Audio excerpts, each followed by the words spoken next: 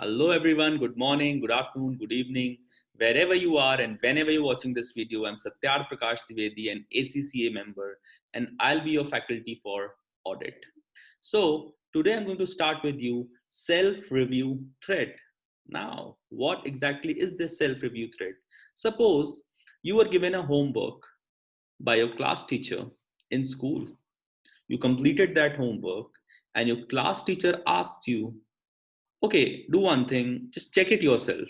What would you do? Would you find out mistakes? No, you would just give yourself a very good 100%. Okay, so that's exactly what is self review threat. In audit, what it means is if you worked for a client on a service other than audit, so if you work for a client in a service other than audit, and that is going to impact your audit service to the client, that is where the self review threat arises. So what exactly would you have done? You would have done some recent service with the assurance client. You would have provided some general or other services. You might have prepared their accounting records and financial statements, or you might have given them the valuation service, taxation services, internal audit services, or corporate finance, or any other service. So if you've done these things and you go to the client and then provide them the assurance or the statutory or the audit service, then my friend, you might be under a self review threat. Let us discuss what the international ethics standard boards, that is IESBA, says about these things. Let's read them one by one.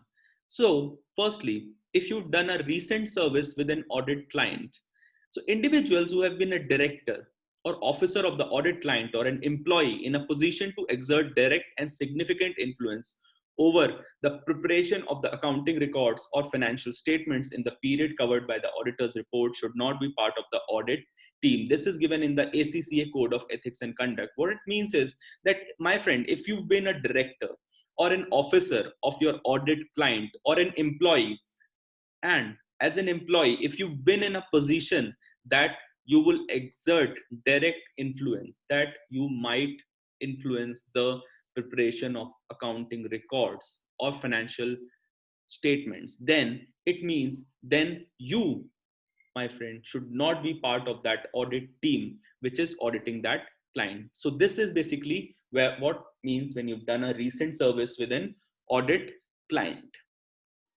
Now, moving on, if an individual had been closely involved with the client before the period covered by the auditor's report, the audit firm should consider the threat to independence arising and apply appropriate safeguards, such as obtaining a quality control review of the individual's work on the assignment and discussing the issue with the audit committee. So, my friend, what does this mean?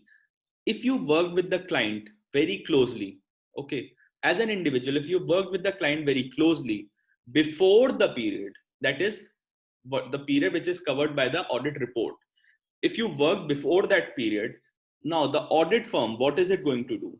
It should consider the threat to independence. What is independence? Independence is that you are free from any bias or anything that you might favor the audit client. You should have independence. You should not be influenced by the client. Okay, so the audit firm should consider the threat to that independence, and they should apply some safeguards. What are those?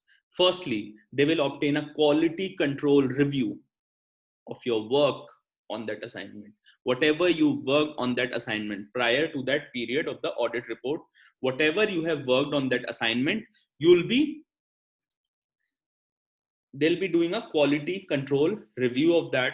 Then you have to do, then the firm, what will it do? It will discuss that issue with the audit committee. So it is going to do two things. Firstly, it is going to obtain a quality control review, and secondly, it is going to discuss the issue with the audit committee.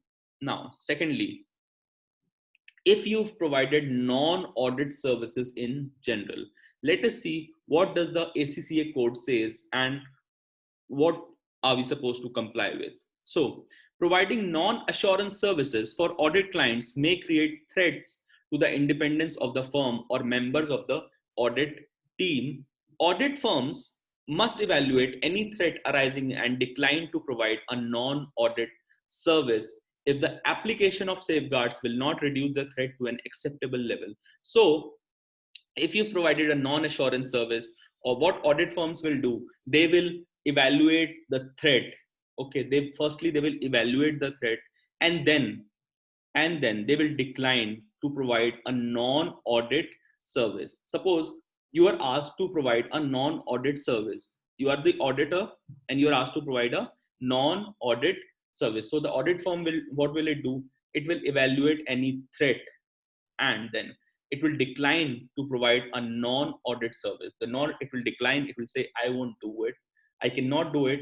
When, if the application of the safeguards, the two safeguards, it will not reduce the threat to an acceptable level. If those safeguards, if even after applying those safeguards, the threat is not reduced, the threat to independence, the threat to your independence is not reduced to an acceptable level.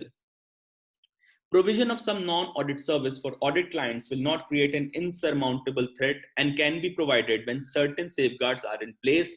Depending on the nature of the other service, safeguards may not even be necessary. So what does it say? That it will not be a very big threat that you've provided some non-audit service if the safeguards are in place. It will not be an insurmountable threat, something that that will hamper the audit or something.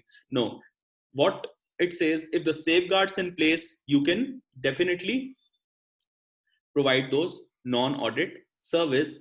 And if now, depending on the nature of the service, it may be possible that you can even think that there's no safeguard as such necessary. There are some services where you might not need, where it might not be important to have any safeguards. Okay, so an important question to ask when deciding whether provision of non-audit service for an audit client is acceptable is, does providing the service result in the audit firm carrying out activities that would generally be considered management responsibility? So here you want to check. What do you want to check? You want to check that the service that you're providing, is it management responsibility? Now, what am I going to do is, there is a list of activities which is considered as management responsibility, and we're going to discuss them, and then we can find out if the non-audit service is a management responsibility. Okay, so non-audit service is acceptable. Does, you have to ask this question, does providing the service result in the audit firm carrying out activities that would generally be considered a management responsibility? Because, why do you want to ask this question? Because according to ACCA, you are not permitted to assume a management responsibility for an audit client, my friend. You are not permitted to assume a management responsibility for an audit client, my friend. Okay, so whether an activity is a management responsibility will totally depend on the circumstances and require the relevant partners in the audit firm to use their judgment. So what do you have to do? You have to use your judgment. Okay, now there are some activities that have been listed in the ACCA Code of Ethics and Conduct, and they are generally considered to be management responsibility. Okay, so what are those? Setting policies and strategic direction. You cannot be, as an auditor, you cannot be setting policies for your client. Okay, and the strategy, it is the responsibility of the director, the management. Then you cannot be hiring or dismissing your client's employees. Forget it. Directing and taking responsibility for the actions of the entities. You are not responsible.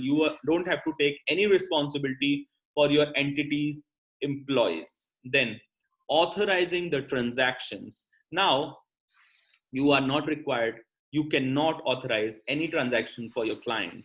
Then controlling or managing of bank accounts or investments. You cannot be controlling or managing any bank account, my friend, for your client, for your audit client. then controlling, then deciding which recommendations of the firm or other third parties to implement, then reporting to those charged with governance on behalf of management, then taking responsibility. You cannot be reporting to those charged with governance on behalf of the management. Then, okay, deciding which recommendations of the firm or other third parties to implement. It is up to the management to decide and implement whichever recommendation they want to implement. You cannot be interfering in that. Then taking responsibility for the preparation and fair presentation of the financial statements. My friend, that is the responsibility of the management. It is not your responsibility. Then taking responsibility for designing, implementing, and maintaining internal control. Again, that responsibility lies with the management, and it is certainly not your responsibility to be implementing, designing, and maintaining any sort of internal controls.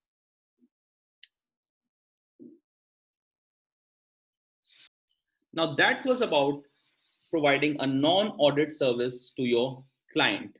Now, let us discuss what to do, or can you prepare accounts and records and financial statements for your client. Let us see.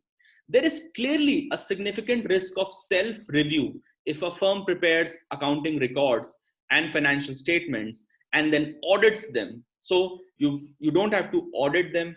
You cannot prepare and audit the same thing. Okay, there has to be a segregation of responsibility. You cannot be preparing the accounts and auditing them as well.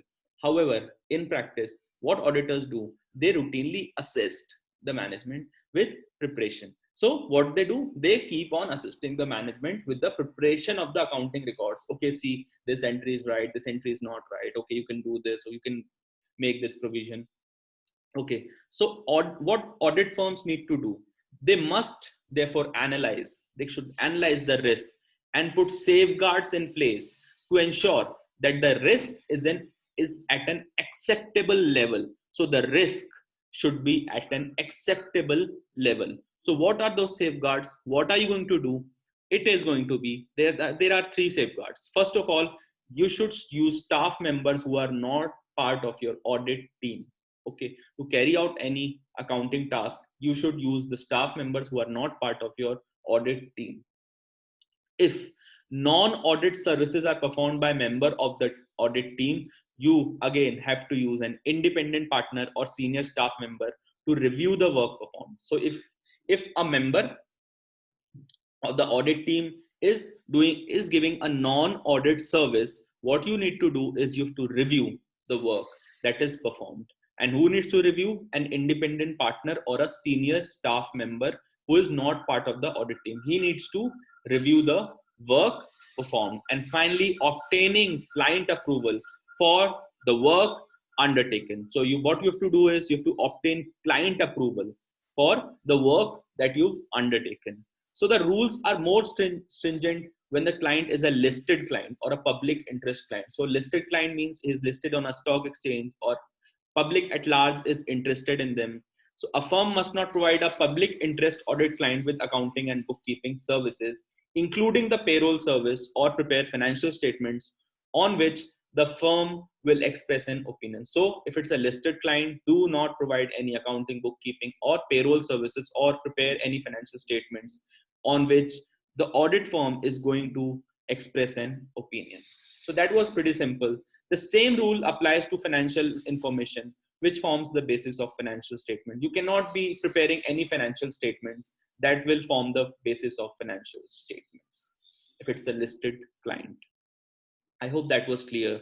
We will discuss it in more detail and more depth in the class. So I will end it here. Hope you enjoyed the video. Thank you. Take care and bye-bye.